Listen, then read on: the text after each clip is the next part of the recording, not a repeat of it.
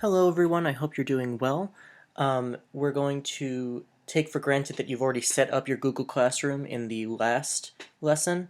For today's lesson, I'm just going to be showing you some of the features you can do once you already have a Google Classroom functioning. So before anything, I'd just like to apologize for my voice today. I was born with it, and it's just my voice. Anyway, Google Classroom, I made up this fake one, Google Classroom for Intellectuals, as opposed to Google Classroom for Dummy, because none of us are dummies. Um, and I'm just going to show you some of the quick features. If at any point there's a feature that you don't want to know how to do, you can skip ahead. I'm going to put up little prompts in the video that will let you, if you fast forward, see what each section is called.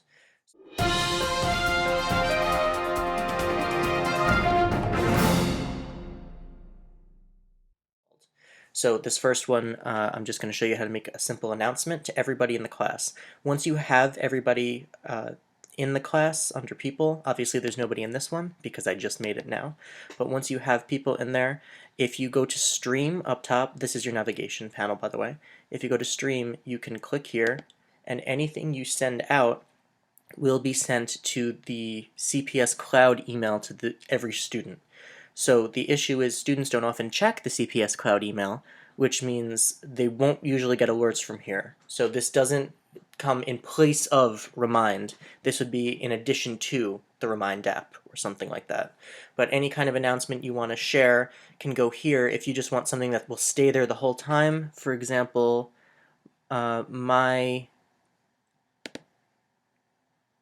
AP Lang page started with this, which just has all the important information that and links that they could get to, and then I'm able to navigate however I'd like for the remainder of Google Classroom. That way I only have one thing on the front page. I don't like to bombard them, but to each their own.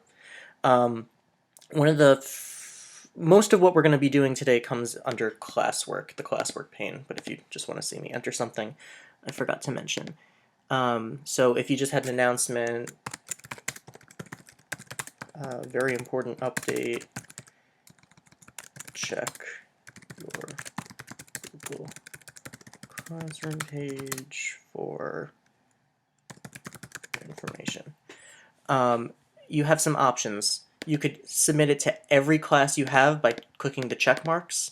You could pick specific students. In this case, I don't have any students, so it's going to go to all students anyway.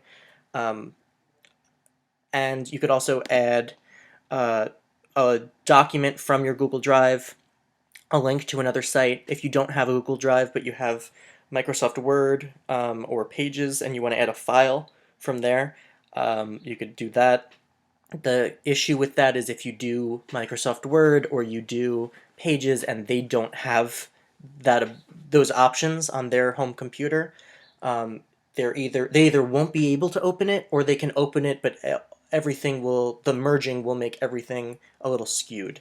And you could also input YouTube videos right on there. I recommend putting everything in Google Drive. If you have Pages or Word, you can just drag it into Google Drive and it'll convert it for you. Please check to make sure that everything went well with merging because some fonts will change and things will get moved around. It's almost like converting a PDF, but it's a little bit better than that. And when you're done, you just hit post. If you want, you can schedule the post to come at a specific time. If you know that you're not going to be available when you want it out, but you do want it out at a specific time, you're welcome to hit schedule, and then you could just pick a date and time that you would want it to go. I'm going to cancel that, even though there's no people, so it wouldn't matter.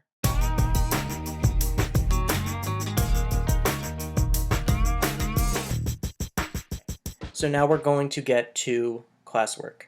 First of all, you could link this to your class drive folder so that whenever you click there, it brings you straight to your drive.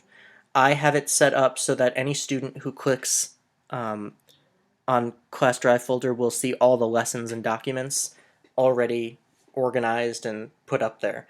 It takes a very long time, longer than we're gonna have hopefully for this pandemic, but the reason I already have it is because I do it all year. I always allow students to see my all the documents ahead of time.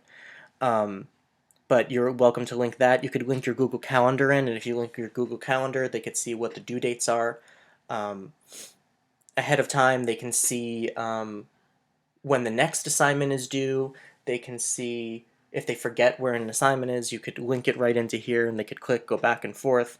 I have mine linked to my Google site so that you are welcome to they can see all the school data and all of my dates, my due dates, and test dates and things like that right in there.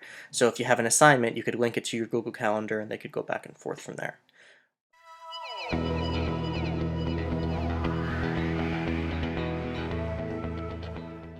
To create a simple assignment, there's a few different ways you could do it.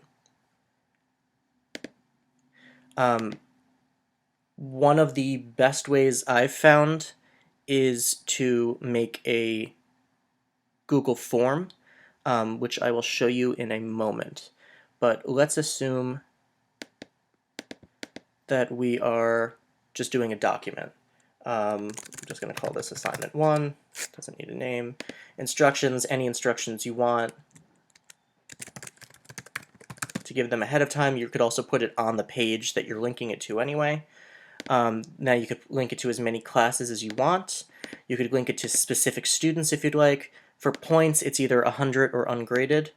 You can change this in settings if you want to do different ones. You could have due dates, topics. You could upload a rubric yourself. You could go to Rubistar, make a rubric, and then just upload it right there.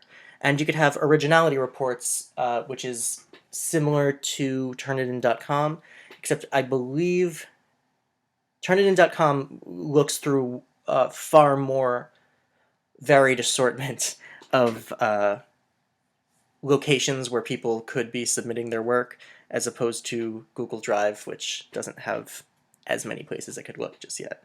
And then you would add either a link to the Google Drive itself, so students could go straight there, or to a Google Doc, a link or file or YouTube video. In this case, since it's an instruction, an assignment, usually it's going to be one of these three. You wouldn't necessarily link them to a video.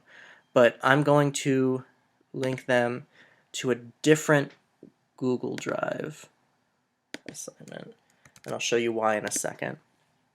By the way, I'm just copying the URL and putting it back in.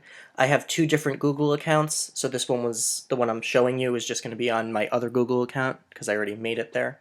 And you would add the link. And then you could make it, students can edit files, students can view the file, or make a copy for each student. For most of what you're going to be doing, you're going to be clicking make a copy for each student, so that students can actually, if you have a set of questions, they can answer directly on the sheet. None of the other students can see what their answers are, only you can. So this is one of the most common ones that you're going to use, is make a copy for each student. For this file, I wanted students to be able to see each other's work, and they're going to use it for a creative writing assignment. So, and again, you don't have to assign it right away. You could schedule when it will come, when it'll actually go into effect. I'm not going to use it at all because this isn't a real site. This is my fake Google site. But the reason I said that, students are going to be looking at each other's. I made different things to use. This is for creative writing. They're going to take different tidbits from other people's information that they typed up and use them to create their own stories.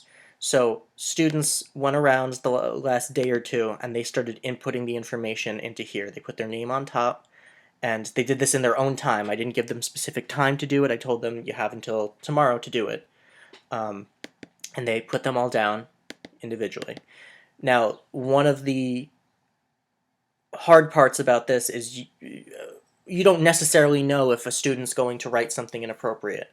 However, you can find out if they did do anything inappropriate by clicking right here where it says last edit made. And now this is going into Google Docs more than it is going into, and this is a Google Sheet, by the way, not a Google Doc, but you could use either one. This is going into Google Docs, Google Sheets a little bit more than just Google Classroom, but it's kind of important for you to see this in case you have any run into any issues with students. So if you click Down here, it'll tell you who the user is for each time and each revision that they made. In this case, because I put this on a different Google account name, it doesn't have anybody's names because they're all CPS Cloud. When you do it, it'll have everybody's name and it'll highlight the changes they made when they made it. You can even revert it to a different time. Make a copy of that version. You could do anything you want. If you made a mistake, you could show, you could go back to here and revert everything to what it looked like when it was this one by clicking restore this version.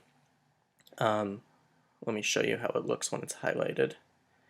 Here, this is what these students did at that time.